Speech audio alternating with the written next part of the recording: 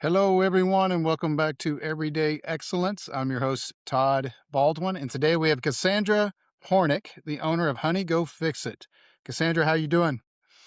I'm good. How are you? Doing good. We were just chatting. Thursday, coming off Memorial Day weekend holiday. But no, doing good. I'm appreciate you jumping on the show today. I've been looking forward to chatting with you.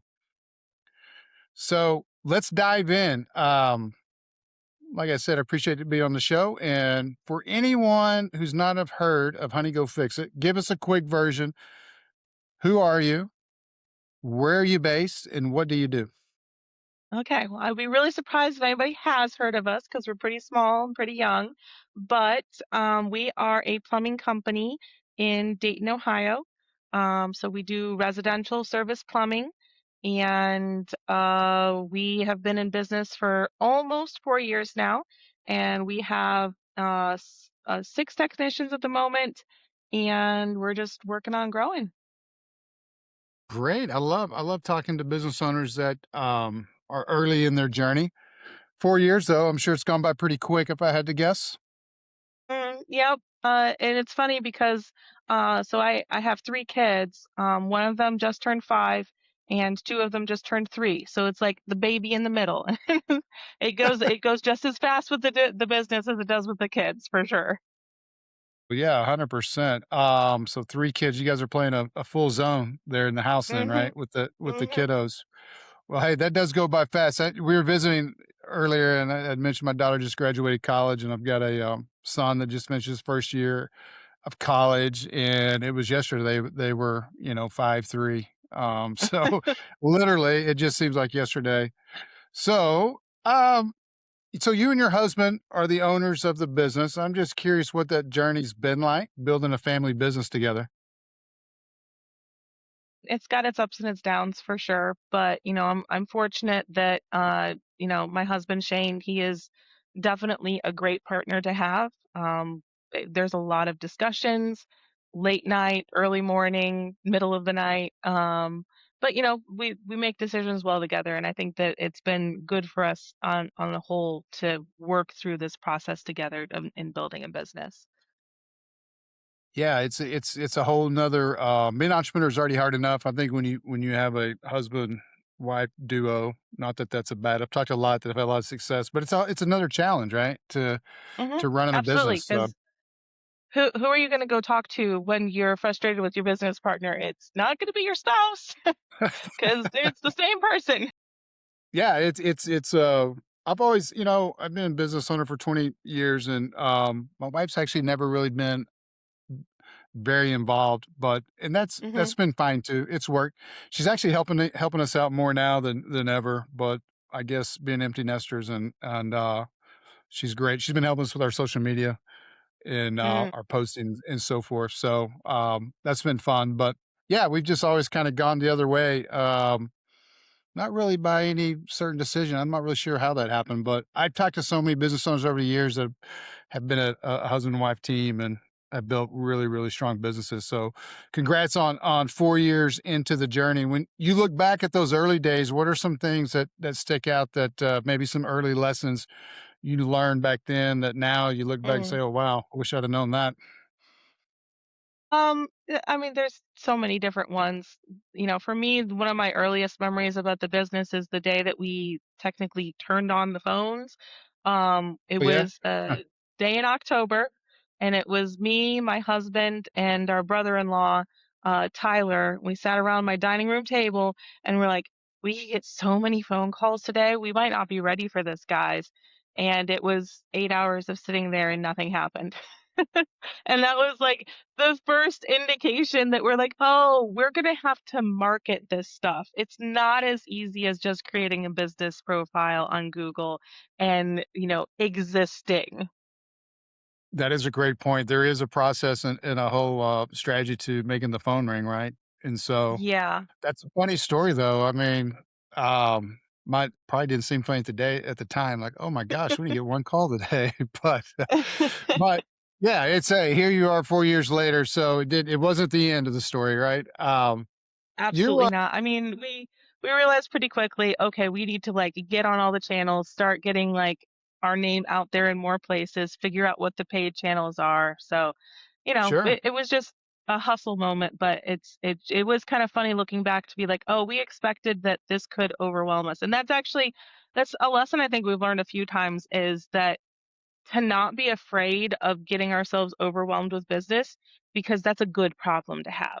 I would rather be the phone ringing too much and us having to schedule customers out than to assume that, you know, a channel is going to perform better than expected.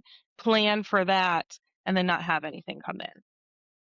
Yeah, no, those are all great points as well. It's okay. I always say busy's a good thing, right? I mean, I'd rather be busy than not busy.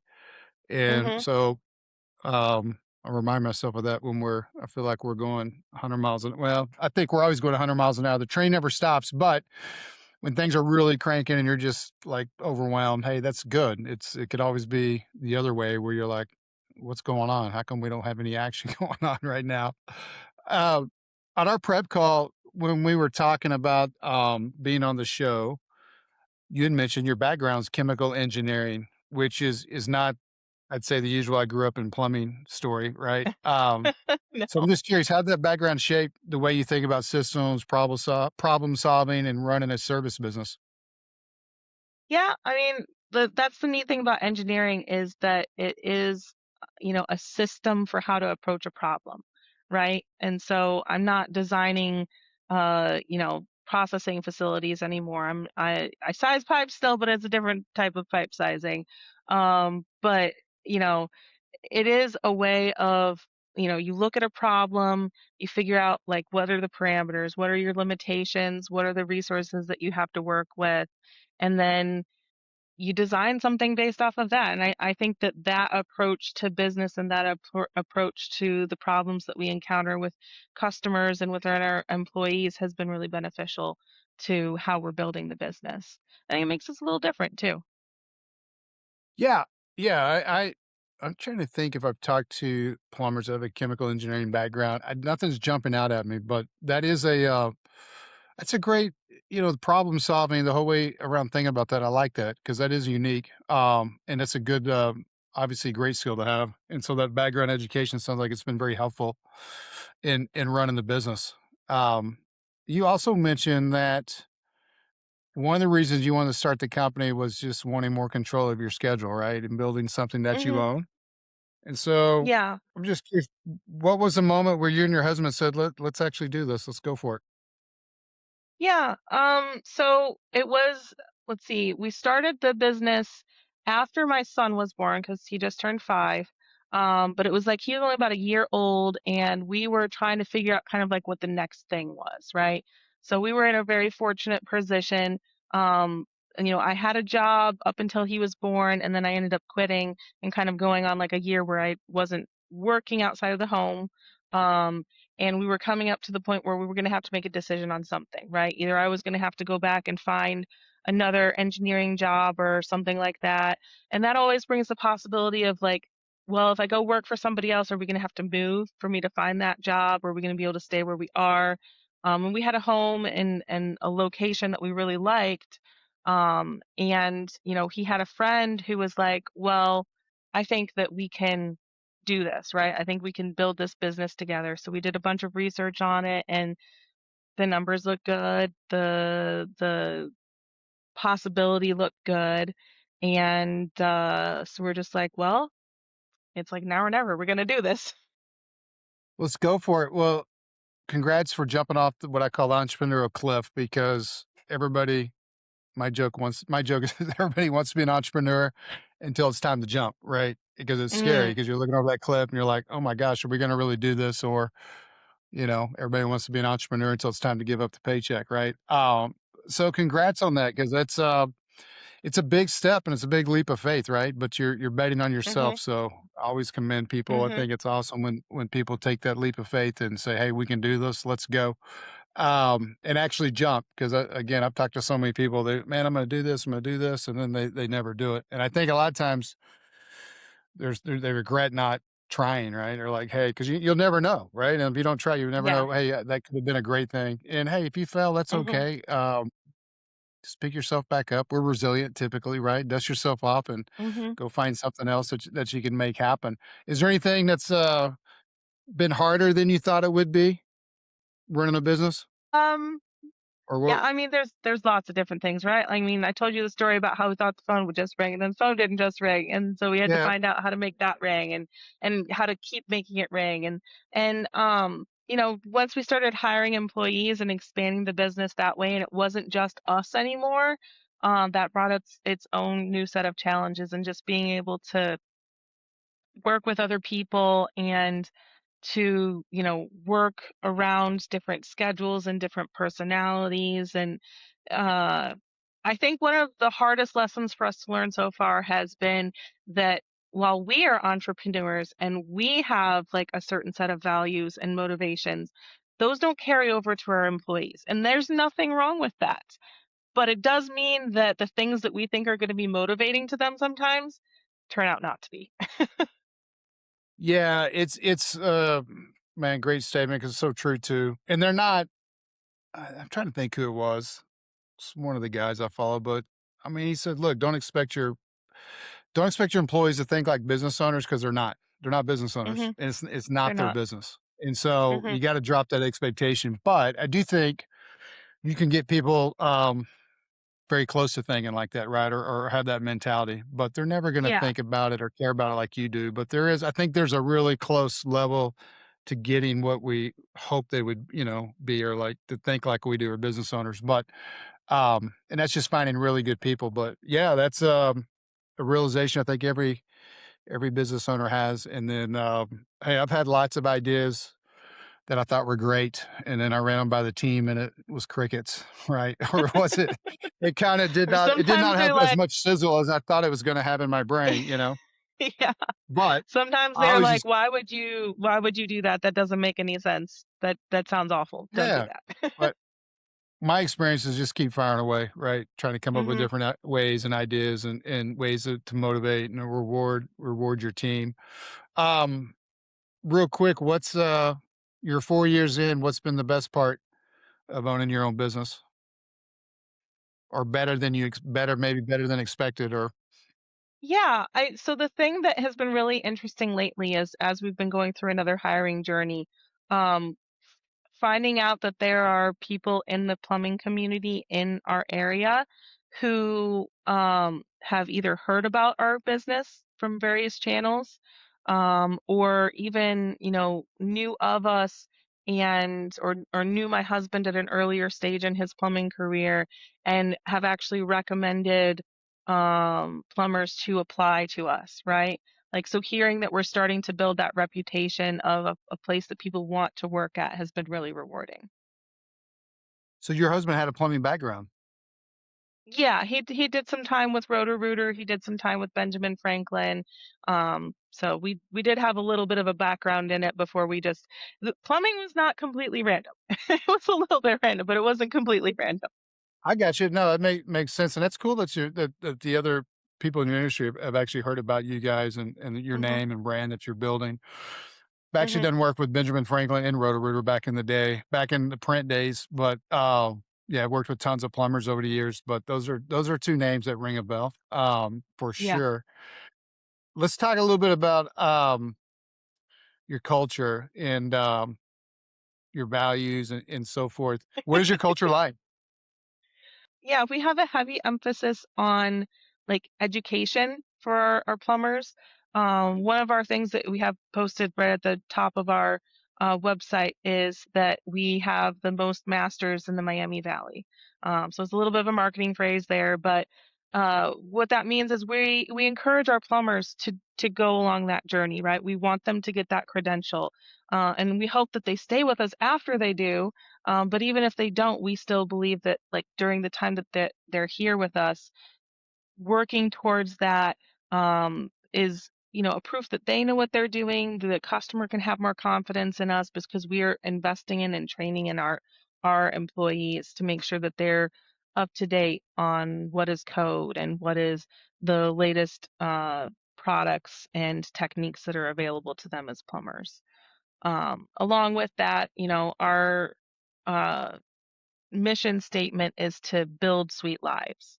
So I we like want that. to be able to help our customers build sweet lives through taking care of their home, but we also want our employees to build sweet lives so that they're, working towards whatever their personal goals are.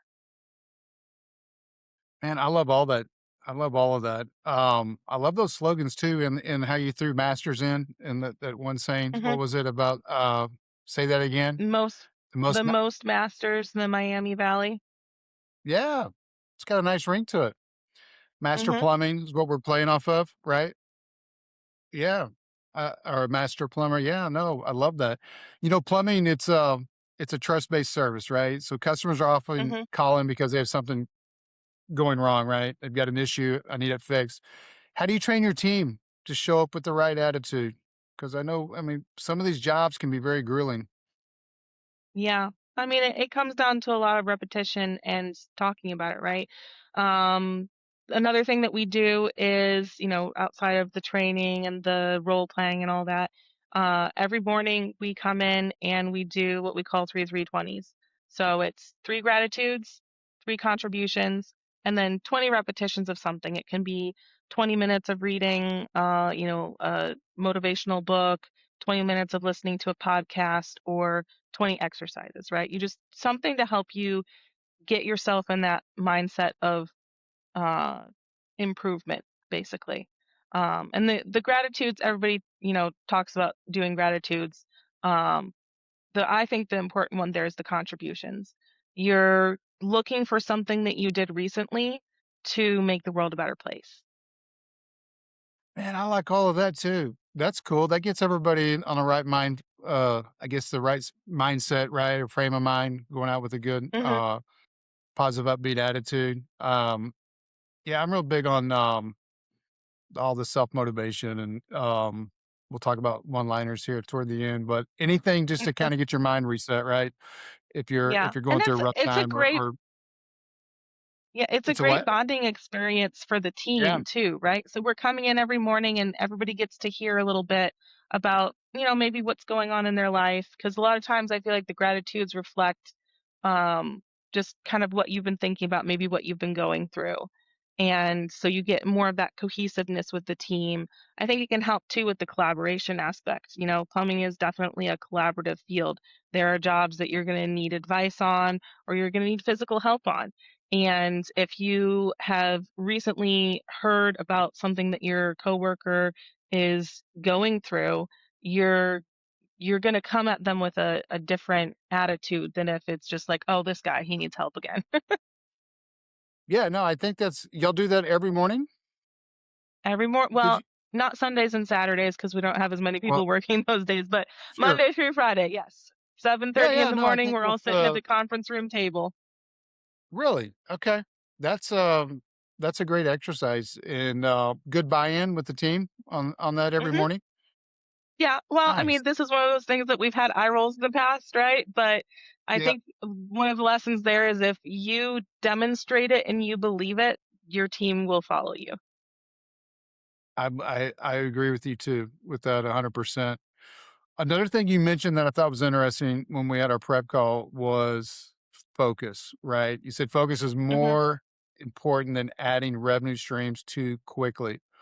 Where'd that come from, or how'd you learn that lesson? Yeah, so that came from a couple of different places. One of the things that we got early on was, the licensing that you need to be able to run a plumbing business. And along with that, my husband carries not just his plumbing license, but his HVAC license. And so that opened up the door to us to be able to do HVAC work. Um, and this was like 2.5 to about 2.5 years into it, we had a technician with us who had done previously some commercial HVAC work. So we're like, okay, well, we can accept some jobs if they come our way, right? Sure. And we quickly found that just having the ability to do something doesn't mean that you can do it in a timely and profitable manner. And even though HVAC jobs can be high ticket, um, that doesn't mean that you're gonna be able to successfully add that into your revenue lines. We've had other things where we focus pretty strictly on residential service. And we had a bakery project that a business partner had brought to our attention, and they're like, oh, they need this like whole thing repiped. It's an old building and they need all of the drain lines redone. And we're like, okay, I mean, drain lines, we can do that. We're perfectly capable of doing a commercial project. We pulled the permits with the county, and there were so many delays. And the pace of a project in commercial, and especially like a commercial food business renovation, dealing with multiple departments in a city, is very different than a residential service pace. And so while it was a high ticket, it wasn't really, it just didn't fit our business the way we had built it. Sure. And realizing that adding in another flavor of the same is not necessarily going to boost your overall business if it's a distraction. And it comes with new challenges. Solve the Sure. challenges that you have in front of you before you go looking for new ones. Think you hit the nail on the head right out of the gate when you with timely and profitability, right?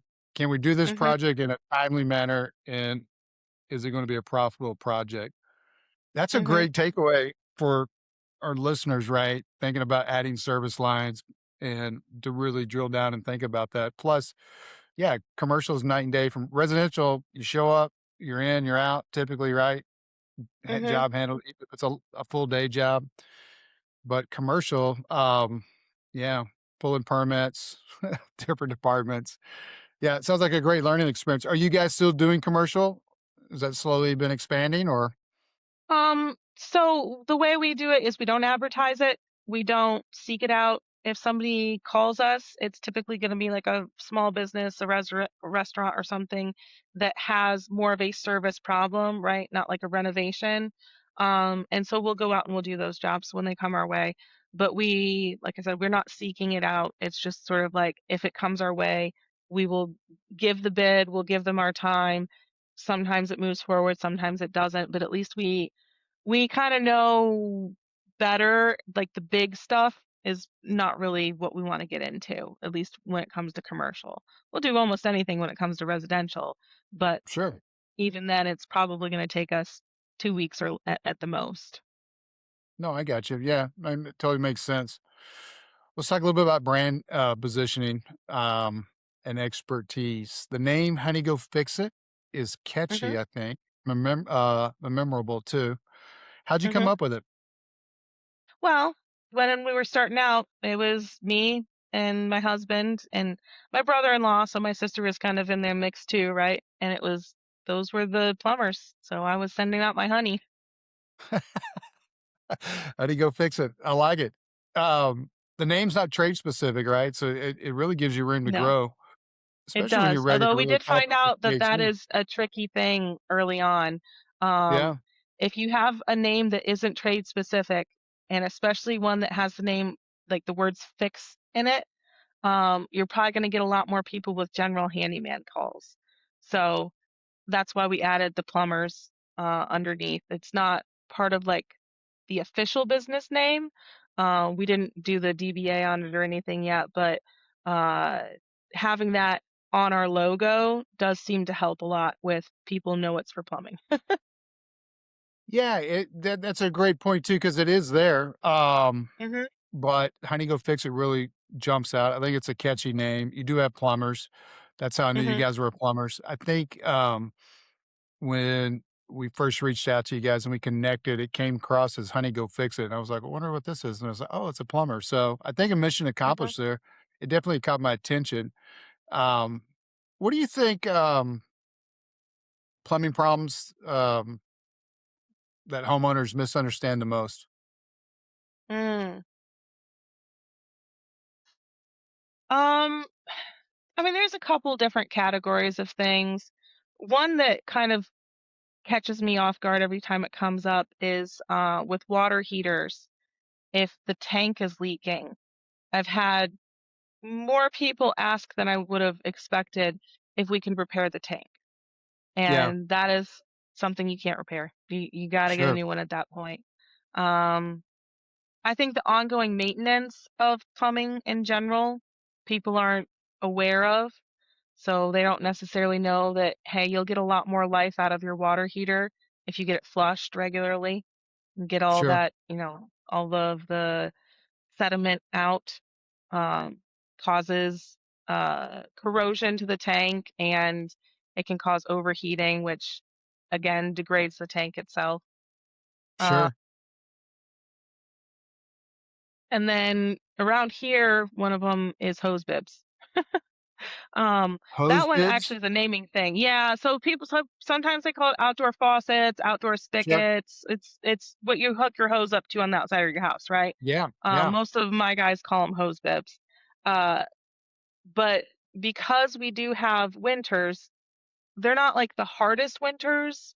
We're on the south side of Ohio, so we'll get snow for sure every year, but it may not get like a really hard freeze every single year.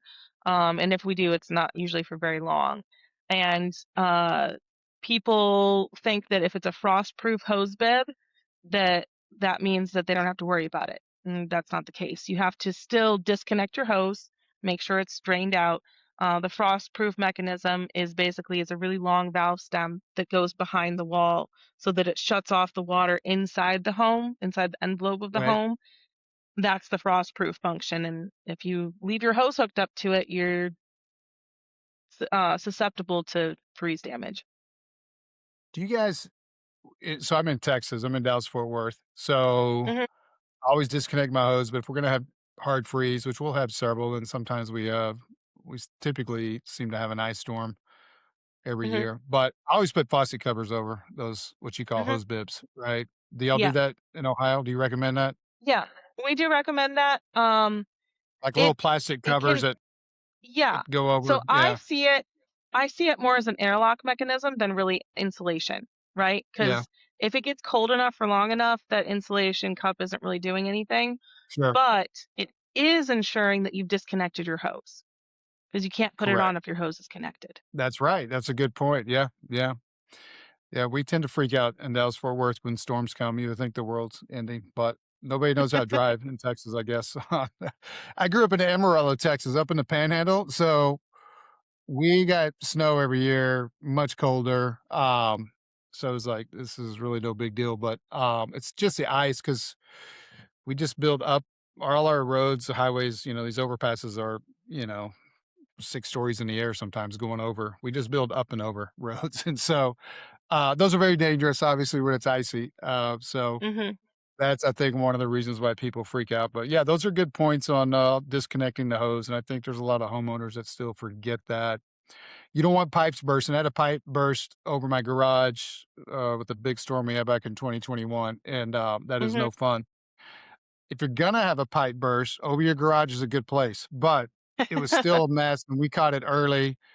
We were Yeah. ready for it. I got the water turned off, but still, it was still a big mess and getting it all cut out and repaired. But yeah, in that storm, there was people's, living rooms from 2 stories, falling in from pipes being frozen. So, you wanna make sure you've got a plan of action if ice is coming. So, for sure. A At Um, least know where your main shutoff valve is. That's something every homeowner should know. yeah, that's key too. And I was ready for that. It's a funny story, but anyway, I knew I had an issue because my, sink in my kid's bathroom. I told my son before I went to bed that night, I went up there and I was like, "Hey," the school had already been canceled, but I said, "Listen, I got the faucets dripping, so you leave them on." And I went up there the next morning. They have a Jack and Jill bathroom, so this was his bathroom. Went the next morning, I woke up to see if it was still dripping, and he had turned it off. I think my guess that he just probably brushed his teeth and just turned it off. And it Yep. wouldn't turn on. I was like, "Oh, no." But, yeah, about a day or so later, I guess when it started to thaw out or it, yeah, it's my wife's like, "Hey, it's raining in the garage." It's so then I was running out there to turn off the water. But, yeah, know where that turnoff valve is. I got long-winded on my story there. Big, big lesson for homeowners. Let's talk a little bit about marketing and what all you guys are doing at the drive-in leads. Like I told you before, own a digital marketing company here in South Lake, Texas. We work with clients all over the country. What's your best channel right now for lead generation? What's bringing in the what you would say your best quality lead? I mean, Google LSAs are bread and butter, right? So we get probably most of our best customers from there. Thumbtack has been very good for us historically. We don't get as many leads off of there. It's just not as big of a channel, but the customers that we do get from it are generally, um, a little bit bigger projects with them, better conversion rates. Otherwise, the vans do really good. We get a lot of customers who let us know that they've seen our vans out and about and that they called us because they saw those. Okay. You mentioned local service ads, LSA. Are you also Mhm. doing a Google Ads campaign too in Yeah, conjunction with that? we do have a pay-per-click going. We didn't for the first 3.5 years, so it's relatively new for us. We only started in, like, the December, January timeframe.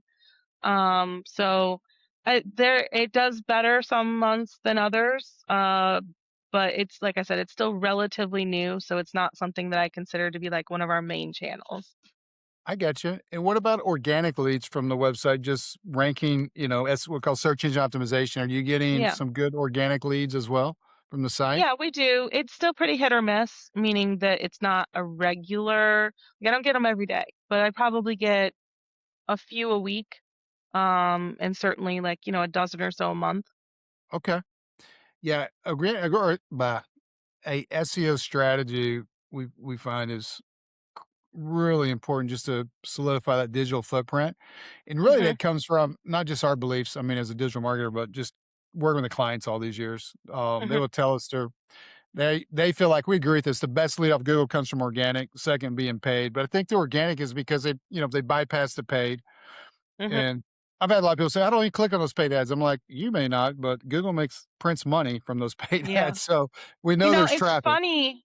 I don't know if this is a consequence of us doing pay per clicks now more or not, but we've had a lot of customers recently calling us looking for other companies. Hmm. And sometimes like calling in to like pay their bills with this company. So it's not something that you can convert off of, right? They are definitely locked into that other company. So it's been my experience recently, at least it feels like, I don't know if people are paying less attention when it says that it's sponsored, or if this is just a segment of the customer base that I haven't interacted with previously. I feel like there's a lot of people who aren't even reading the name when they click. They type in the plumbing company's name and then they click literally the first link and they're like, "Oh, I thought I was calling this other place." Like, "Nope. Yeah, Are you the same company?" "Nope." so there may be so this I know you're with Scorpion, or that's Mhm. who built the site. And are they running your LSA and your pay per click? Yeah, they are managing our LSAs and our pay per clicks right now. Did you ask them about this experience you were having? I have a theory. I'm just wondering if what they said. Yeah, If we've mentioned it a couple times. Like I said, all of it is relatively new. yeah. So it's something I think they're still kind of experimenting and tweaking, and we're still kind of learning their systems.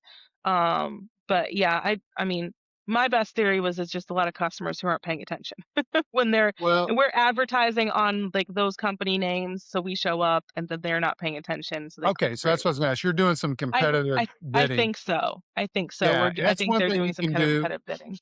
in a pay per click. You can bid on your competitor's name. So if someone Mhm, types in, and they can do that to you too. I don't know if you for ever just sure. type in "Honey, go fix it," Plumbers, Dayton, Mhm, Ohio. You can see if anybody's bidding on your name.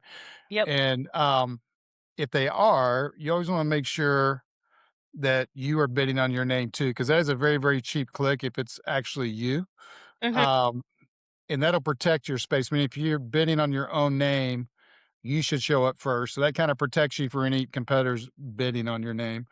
yeah, But you can also bid on competitors' names. And yes, that's probably what's happening because I've had clients in the past say, "Hey, I want to bid on these names." And sometimes they can convert those leads, but a lot of times, especially if it's a really, really big company in the market, mhm. they'll say, "Hey, let's stop doing that. I'm wasting money because like Yeah, my team can't convert them." So it's kind of hit and miss. It But is. that, And sometimes I've captured a few of them off of there because I answer the phones in the evenings and on the weekends, right? So yeah, I get that frontline experience, on a pretty regular basis. And I've gotten a few people to like at least sign up for, because we do free in-person estimates. So if they have a problem, then usually we're able to capture them. But if they have like they're calling, we've had people call for arrival times, we've had people call for like follow-ups on estimates, we've had people call for, like I said, paying bills, and those are the ones that are like, what are you going to do with that? Either they have already had the work done or they are like locked in with this other company. yeah, there's really not a lot you can do with those. But it kind of leads into why I think organic can be a little bit higher quality, just because they're just bypassing that. They're looking at reviews, they're doing more Hmm. research, more due diligence, and deciding who they want to reach out to. They have that problem, right? So they're on Google. Don't get me wrong, and you've already experienced LSA, bread and butter leads, getting leads from pay per click. So that's a good channel. Plus, in Page, you have a lot of flexibility within that channel to target Hmm. certain service lines, to toggle up Hmm. and down budget, or if you get booked out a week at a time, maybe you pause the campaign to get caught up. But organic is can be it's always there.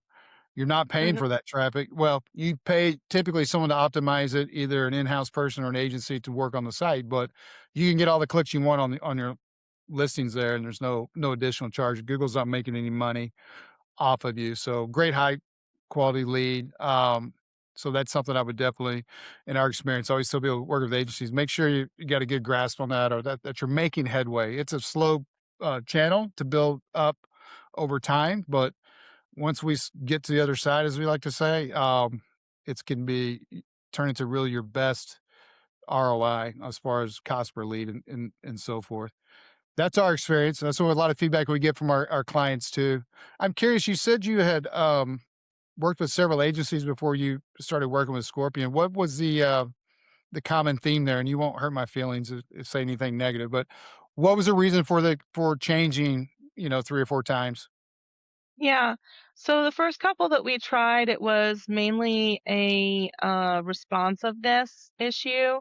So, my husband and I would like to dabble in lots of things, right? So the original plan was, oh, we would just build our own website, right? And I think we did have an early version of a website that we did ourselves for maybe like the first 3 or 4 months of the business being in operations. And then, the crazy thing about getting your name to exist, right? Is while the customers may not start calling you day one with no advertisement, the vendors do start calling you. They do, yeah. So we fielded many, many phone calls from people in the early days just trying to get us to sign up for whatever $150, $200 a month, I'll do your website and all your SEO type of services. And we had an inkling from the very start that that wasn't going to be the quality that we wanted in a service. And so we didn't sign up for any of those. I think the first one that we signed up with was like $450 a month. And they redid our website, took them about a month to do that. And we had some feedback for them on like specific wording and different things that we wanted on there. And then once we went live, it felt like getting anything changed was very, very slow. And it would take like 2 weeks to get an update pushed through. And we're like, this is like we're too young and too agile to want to wait on somebody else to make those changes for us. And so, we tried another one and they were a little bit better, a little bit more responsive, but ultimately, again, not as quick as we wanted them to be. And then we actually spent, I think, an entire year and a half with plumbing and HVAC SEO. I'm sure you're familiar with them as well. And they were good. I really didn't have any complaints about them. It just was that, we had been with them for 18 months and we had noticed some things sort of slowly dwindling down on traffic. thought that maybe we wanted to try some different channels. And right about that time, Scorpion reached out to us and was like, "Hey, you use House Call Pro as your CRM. We have a new integration with them. We should be able to give you better data to better control your advertising and integrate with your CRM and everything." And we're like, "Okay, this sounds really good. We'll listen to your pitch." Listen to the pitch, and then when it came time for them to give us the pricing, we're like, "Oh, this is on the same tier as what we're doing right now, but maybe we gain some benefits and some features to it." So that's why we made the switch over to Scorpion. How long have you been with them now? 6 months, I think. Okay. Yeah, Scorpion's been around a long time. I've heard good things with them. I mean, I always tell people all the time, look, digital marketing's hard. Owners hate Mhm. to change. Mhm. If it's working and you have, without a shadow of a doubt, a great ROI, you're getting good, what you mentioned, customer service, they're Mhm. transparent, then hey, Mhm. maybe you found the right agency. If you're Yeah. not getting any of those, then you want to find one that does provide all that, especially the transparency and Mhm. the service, and then just tracking the ability to track. And I'm still amazed. I hear all the time people with agencies and they don't know where their leads are coming from. So conversion Mm. tracking should be able Yeah. to know where all your leads are coming from. LSA, pay per click, SEO. If it was organic, did it come from Google? Did you get it from Bing? Even I even see stuff come off Yahoo, even DuckDuckGo. I haven't seen a DuckDuckGo in a while, but those are all channels that are still good organic leads. Obviously, Google's the king. And then now ChatGPT or Claude or Grok, I mean, anything coming off Right. the LLMs, and that's a whole another conversation as far as strategy and how do we show up. The Yeah, for Google just sure. announced a huge announcement. I mean, they're shifting their whole um, the search box and everything, and I think by the end of the year, if not sooner, it'll be all. I mean, you have an ability to go AI mode now with them, but I think it'll be AI results. I mean, showing what you see with like the chat GPTs and things. So a lot of big Yeah. changes. You might ask Scorpion, hey, what's the plan? What's the plan to keep Yeah, up and and show up, right? we've Because already been talking to them about that a little bit because we do use, certain parts of AI, like in our day yeah, to day, which is something we kind of are interested in keep up with and news wise. So, we've been kind of asking that question. I do find too that one of the most important things about working with a marketing agency is just constant communication. You need to let them know what you're doing and you need to ask them questions about what they're doing. And it really is a collaboration because they can't market your business if you don't tell them what you're about and what you're doing and how what your capacity is. yeah, that's music to my ears. I wish you could send that message to all of our clients. So we're big on status calls because we have to know. Well, we want our clients to know what's going on with the campaigns. We Mhm. want them to know what's working. We want to have a positive ROI, right? Where it's no shadow of a doubt. Hey, they know I am getting a good return. We are making headway, and that we're continually expanding the campaigns and growing the campaigns. But to do all that, you have to have communication and you have to show up for status calls. And we need feedback, not only in questions asked about what we're doing, but we want feedback on leads, especially on leads, because we want to talk about leads. We want to know, hey, are we getting quality leads? That's the first goal. If we're getting quality leads. We know you're going to get conversions as Right. actually booking a job. But then when you get the job, what kind of job was it? Was it the right job? What was the gross on that job? I love when clients will share revenue with us because again, it's all about painting the ROI. But all that Mhm. feedback, especially on paid, but organic too, but paid, we can actually be making real time changes affecting these paid ads.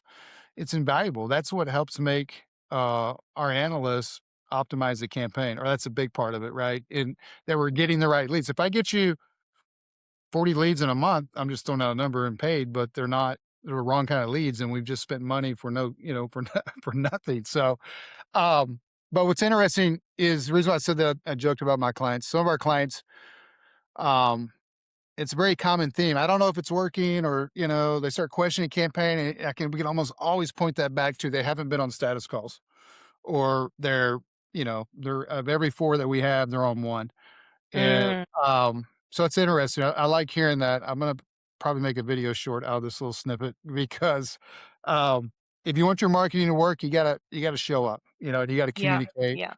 with It's everything not that you it's do. not something that you get to just hand off. You need to be hands-on with it Yeah. because that is the lifeblood of your business really in many ways. So, Yeah, our whole goal is to build partnerships and work with clients for I think our longest client right now is like 10 plus years, but just that's when it really becomes fun because we're their marketing arm and feel like partners in their business. And mhm. as hey, we know your business, we know what we're doing. Um, and then also talk about changes and things we're adding. And in your case, hey, we're ready to ramp up HVAC. Let's start running LSA, and then let's start running paid and start monitoring that. And let's get the website updated and, all those things go into place. So, no, I think you're on the right track. It sounds just from my experience and talking to clients all these years. So, love the communication part. That's I think that might have been my favorite part of this episode so far. Um, let's start to wind down. I've kept you a little bit long, but I've been enjoying our conversation. What I want to ask you about um podcasts. If there's Yeah. anything out there that you listen to, this is a little bit off topic from just business. This is something I've been adding to the shows. But if you are a podcast listener, anything you can share that you like with our Mm. listeners, if not, maybe a book or something you've read that's been impactful or something that's been helpful for you in your business or even personal growth. It can be personal, it can be anything. So, I used to, when I was a W-2 for somebody else, listen to podcasts all the time. I don't have as much time to do it now. But one of my favorites from back then, and I think this is a fairly timeless podcast, so I would encourage anybody to go back and listen to it, is Lexicon Valley. I don't know if you've ever heard of them, but they're all about basically linguistics and where words came from, and therefore kind of about communication and how it is that people think about different concepts. But I think if you're looking for something that's like a little bit just kind of fun, not too serious, that's a really good one to look into. Man, I like that one a lot too. What about one-liners? Meaning or quotes, something that's you like that you say, or maybe it's something you say to yourself, maybe something to your team or to your husband, your kids, anything you could share with our listeners that I Yeah. know I put you on the spot there. One of my favorites is the truth requires no memory. And Okay. so that's always been one of my favorites. My stepmom told me that years ago. She was like a second mom to me. So I don't know what made her tell me that? I don't think I was trying to lie, but anyway, she was just we're just talking about how powerful it is because if you just speak the truth, you don't have to remember what you said. It always resonated with me, and so I've always just thought, "Hey, look, the truth requires no memory. Just speak the truth." Because as you're growing up, and hey, one lie turns into another lie, and it could just be a Mhm. little white lie. But next thing you know, you're like, "Oh man, what did I say?" I got to cover Yeah. my track. So anyway, the truth requires no memory is one of my favorites. Um, anything jump out at you? Yeah, so I find myself saying this or some variation of this kind of a lot around the office and dealing with employees, but if you want grace, you have to give grace. So basically just saying that everybody it's kind of, when you're in a situation, you don't know the other person's side of the story. And if you want them to take the time to listen to your side of the story, you need to allow for the fact that they weren't trying to harm you or get one over on you, or they weren't out to attack you. You need to listen to what was going on with them, and then they'll be more willing to listen to what's going on with you. I like that a lot too. I'm gonna do one more because I've been using the truth requires no memory a lot. But I actually heard this, I think from a podcast, but it's forgive yourself for not knowing earlier what only time could teach you. Mhm, And so that's a I good that one. one kind of resonated with me. I text that to myself, so if it looks like I'm reading it, I am. But I was like, wait, what was that one? I was going to use on my next podcast. Um, so last question, because somebody's out there, there's a young entrepreneur, young Cassandra thinking about, hey, I'm going to go start my own home service business, whether it be plumbing, garage door. Um, if they sat down and said, hey, Cassandra, I know you've had success growing your business from scratch. I want to go do X, Y, Z. I'm ready to jump. What advice would you give them? I would say that, I mean, you're never going to be ready until you just do it. And that the best thing that you can do is once you start, trust yourself that you're going to figure it out. I like it. You're really never ready, so you just got to go for it, right? Yep. Just jump, You, and you you'll be you're all not going to learn until you try. So you got to yeah, yeah. try. And also, like what you said, hey, you're gonna figure it out. Believe in yourself enough, you're gonna figure it out. Because if there's anything that's true is you don't know what you don't know until you get cranking, get started, right? Look back at Absolutely. the early years, you're like, "Man, what was I thinking?" Well, you didn't know. You didn't know what you didn't know. So Cassandra, it's been great visiting with you. We definitely went a little long, but I enjoyed our conversation. You brought some great insight. Um, so I appreciate you being on the show. For our listeners that would love to reach out to you, what's the best way they can contact you? If you're in the Dayton area and looking for plumbing, you can find us very easily. Just search Honey Go Fix It. We have a website. We have a Facebook page, which has some great content on it. That it's some of it's advice, some of it's just amusement. Certainly check out our Facebook page, and you can always reach me through our contact us email. Awesome. If any of our listeners would like to talk digital marketing, you can always find me at everydaymediagroup.com. Cassandra, I hope you have a great rest of your week. Again, I can't thank you enough for being on the show. It's been a lot of fun. Thanks for having me. You bet. Take care. You too.